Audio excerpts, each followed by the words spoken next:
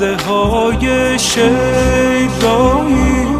ذکر حیدر میگیرم، نور مطلق میپوشم، از سیاهی پرگیرم، تشنه عشق اویم، از غم جز او سیرم.